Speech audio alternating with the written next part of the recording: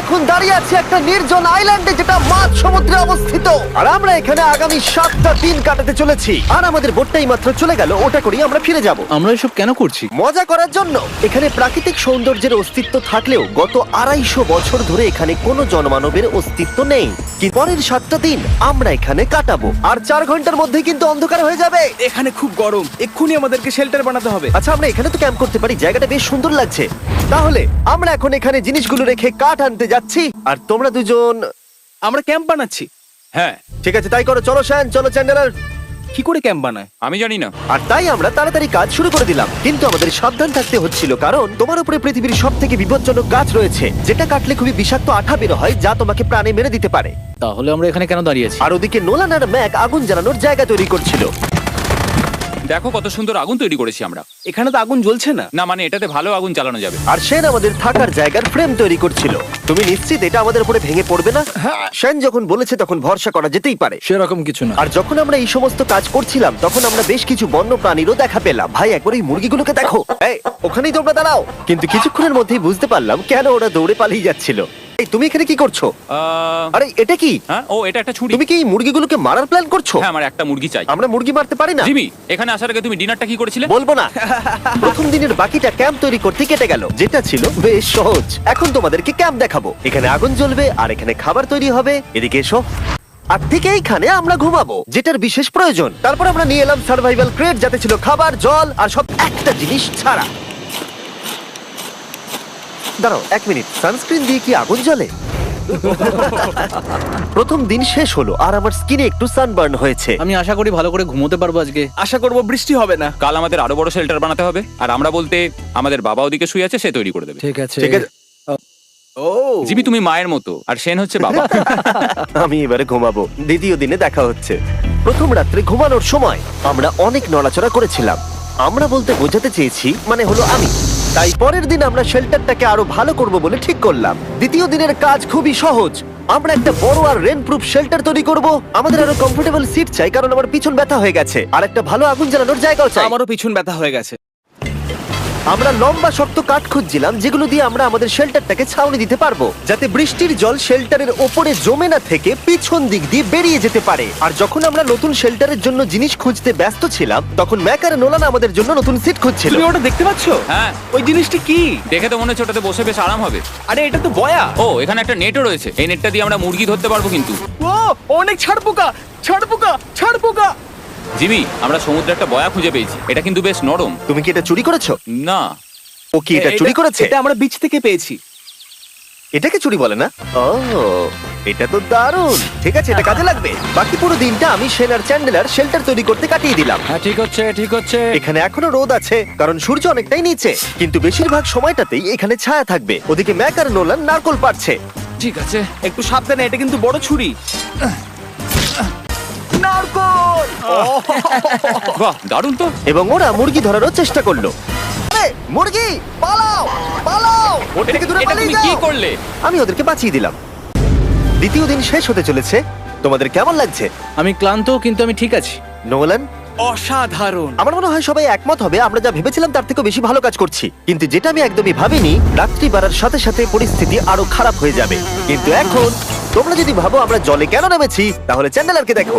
কারণ এভাবে স্নান করা ছাড়া আমাদের আর উপায় নেই। পানীয় জল রান্নার জন্য ব্যবহার করতে হবে, ডিহাইড্রেশনের হাত থেকে বাঁচবার জন্য নয়। তোমরা জানতে চাও আমি কি লক্ষ্য করেছি বয়েজ? কি লক্ষ্য করলে? আমাদের কাছে 10টা জলের কার্ড ছিল, আর এখন সেটা আর 6টা আছে। আর আজকে 2 নম্বর দিন। আমি জানি। এবার আমি একজন গার্জেনের মতো হয়ে এটা বলছি, জল ব্যবহারের ক্ষেত্রে সবাইকে খুব সচেতন হতেই হবে। ঠিক বলেছো। দাঁড়াও, তোমরা কিসের কথা বলছো? সেন, আমি তোমার হয়ে এগ্রি বলে ও, দিলাম। আচ্ছা, ঠিক আছে। এখন অন্ধকার হয়ে যাচ্ছে, শুতে হবে। যদি তোমরা চিনতে না পারো তাহলে বলে দিয়ে হলো ম্যাক, যে এই ভিডিওতে আর এই ভিডিওতে টাকা হেরে গেছিল। ও গত 2 মাসে এই চ্যানেলেতে প্রায় $1.5 মিলিয়ন হেরে গেছে। এভাবে কি ইন্ট্রোডিউস করে ভাই? যদিও আমরা আমাদের শেল্টারটাকে আপগ্রেড করেছিলাম, তবুও প্রথম রাতের তুলনায় দ্বিতীয় রাতটা বেশি খারাপ কাটলো। আমরা এটা জানতাম না যে এই আইল্যান্ডটা পুরো ছাড় পোকায় ভর্তি ছিল, যারা আমাদের গোটা রাত জুড়ে কামড়েছিল। আর এই কারণেই আমি আর চ্যান্ডেলার একদম ঘুমোতে পারিনি। আমার সারা রাত ঘুম হয়নি। সম্ভবত সব থেকে খারাপ রাত আমি কাটিয়েছি। দেখো আমার হাতে ওরা কিভাবে কামড়েছে, তোমরা কি দেখতে পাচ্ছ? আর যখন আমরা আমাদের ঘুমের প্রয়োজন মেটাচ্ছিলাম, তখন ছেলেরা কি করছিল তা তোমরা নিশ্চয়ই এতক্ষণে বুঝে গেছো। চলো মুরগি ধরি। না চলো মাছ ধরি। তো কালকে আমি আর নোলান ওই ঢিবিটার কাছে একটা বড় জাল পড়ে থাকতে দেখেছিলাম, আর আজকে এরা আমাকে সাহায্য করবে একটা ফাঁদ তৈরি করতে। প্ল্যানটা হলো এখানে বড় করে নেটটা পাতা থাকবে, কোনগুলো ওপরে আটকানো থাকবে, আর তারপরেই মুরগি আমাদের। তাহলে চলো। যদি এখন আমি উঠে ওদেরকে আটকাতাম তাহলে এটা কখনোই হতো না, কিন্তু সত্যি কথা বলতে আমার এখন ওঠার মতো ক্ষমতাই ছিল না। আর ছেলেরা অফিসিয়ালি স্বীকার করতে এই তো পরের 30 মিনিট ধরে ছেলেরা নেট কাটলো পারফেক্ট স্কোয়ার শেপে। ওরা দড়িটাকে গাছের ওপর দিয়ে ঝোলালো, জালের 4টে মুখ বাঁধলো, আর এটা তৈরি হয়ে গেল। এটা কাজ করছে। এটা দারুণ হয়েছে। ওরা ফাঁদ পাতার পরে শুরু করে দিল মুরগি শিকার করা। এটা আবার কি? এটা দিয়ে আমরা মুরগি শিকার করব। একবার দড়িটা দাও দেখি। তোমাকে দেওয়া যাবে না। এতক্ষণ ধরে তাহলে তোমরা এইসব করছিলে? হ্যাঁ। আমার মনে হয়েছিল তোমরা কিছু ভালো কাজ করছো। সত্যি কথা বলতে আমার এটাকে প্রথমে মনে হয়েছিল পুরো সময় নষ্ট, কারণ পরের 3 ঘন্টা তারা শুধু অপেক্ষাই করে গেল আর অপেক্ষা করে গেল। কিন্তু কোনো কারণবশত ম্যাক হাল ছাড়তে একেবারেই রাজি ছিল না, এবং অবশেষে অনেক অপেক্ষা করার পরে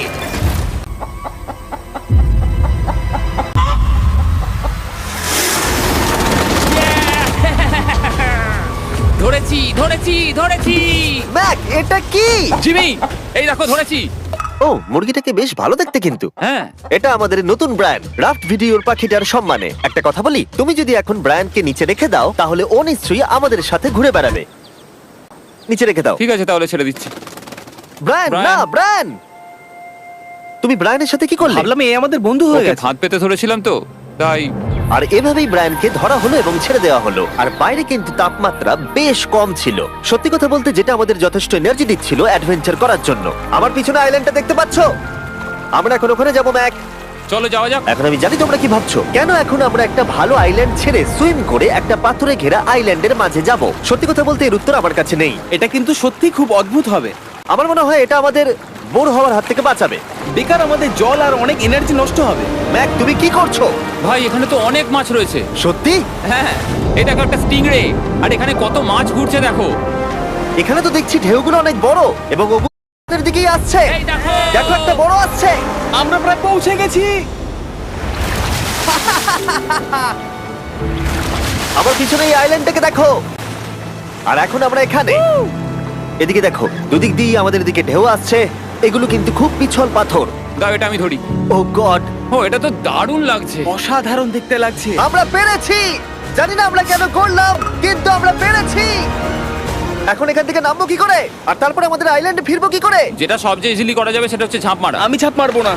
দিনের শেষ কয়েকটা ঘন্টায় বৃষ্টির ফোঁটা পড়লো গায়ে। আমরা দূরে দেখতে পেলাম ঝড় আমাদের দিকে আসছে। আইল্যান্ডে আসার আগেই ফোরকাস্ট থেকে জানতে পেরেছিলাম যে বৃষ্টি হবে না, কিন্তু ওদিকে কালো মেঘ দেখা যাচ্ছে। আমাদের প্রস্তুতি নিতে হবে। চলো চলো চলো, নোলান ওটাকে ঠিক করো। আমাদের শেল্টার, ও নো, বৃষ্টি চলে এসেছে। জিনিসগুলো ঠিক রাখতে হবে। এখন আমাদের অনেক নারকেল পাতা লাগবে। জানালার আরো পাতা লাগবে। এবং রাত্রি নেমে আসার সাথে সাথে আমরা আমাদের নতুন এবং ইমপ্রুভড শেল্টারের ভিতরে ঢুকলাম এবং বৃষ্টির জন্য অপেক্ষা করলাম। এবং সব থেকে খারাপ বিষয় হলো জায়গাটা অচেনা।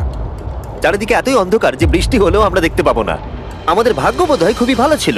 এক চুলের জন্য আমাদের আইল্যান্ডটা ঝড়ের হাত থেকে রক্ষা পেয়েছিল, কিন্তু এটা বলতে পারি এই ভিডিওর পরের দিকে আমাদের ভাগ্য এতটাও ভালো ছিল না। Please subscribe me.